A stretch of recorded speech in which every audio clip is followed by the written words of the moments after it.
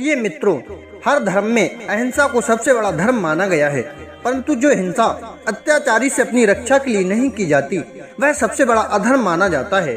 और ऐसे हिंसा से ही मांस का भोजन प्राप्त होता है। ऐसे में हिंदुओं के लिए मांस खाना सबसे बड़ा पाप माना जाता है। महाभारत में मांसाहार की कड़ी निंदा की गई है। प्रिय मित्रों, लेकिन आज के इस लेख में हम आपको क्या मांस खाना पाप है, गरुड़ पुराण के अनुसार मांस खाना पुण्य है या पाप के बारे में जानकारी देंगे। प्रिय मित्रों, तो आइए जानते हैं क्या मांस खाना पाप है। प्रिय मित्रों, हाँ, मांस खाना पाप है। वेदों और पुराणों में मांस खाना घोर पाप होता है, इसलिए किसी का भी मांस नहीं खाना चाहिए। प्रिय मित्रों, हिंदू धर्म में मांस खाना पाप माना गया है। किसी भी वेद या पुराण में ये नहीं लिखा है कि मांस खाना सही है या मांस खाना चाहिए।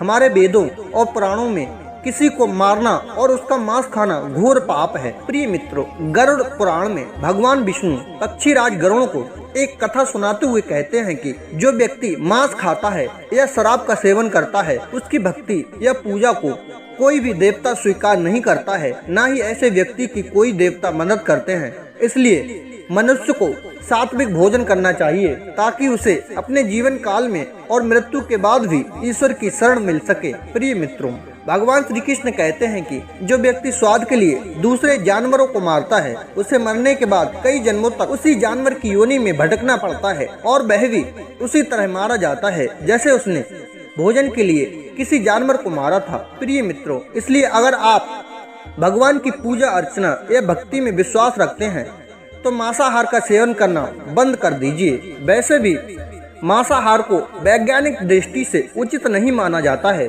इससे इंसान कई बीमारियों से भी ग्रस्त हो जाता है। प्रिय मित्रों, मांस खाने के बारे में महाभारत क्या कहती है। प्रिय मित्रों, महाभारत के अनुसार जो व्यक्ति दूसरों के मांस से अपना मांस बढ़ाना चाहता है उससे अधिक घृणित और क्रूर व्यक्ति कोई नहीं है। जो मांस का त्याग कर देता है उसका सभी प्राणियों द्वारा आदर किया जाता है, सभी प्राणियों द्वारा उस पर विश्वास किया जाता है और ऋषि मुनियों द्वारा उसका सदैव आदर किया जाता है। प्रिय मित्रों, जो व्यक्ति शराब और मांस का त्याग करता है वह दान, यज्ञ और तप करता है। इसका मतलब है कि व्यक्ति को इन तीनों चीजों का लाभ मिलता है। मांस न घास से पैदा होता है, न लकड़ी से, न पत्थर से। किसी जानवर को मारकर ही मांस प्राप्त किया जाता है, इसलिए मांस खाने में दोष है। प्रिय मित्रों, कहानी कैसी लगी प्लीज कमेंट में जरूर बताएं।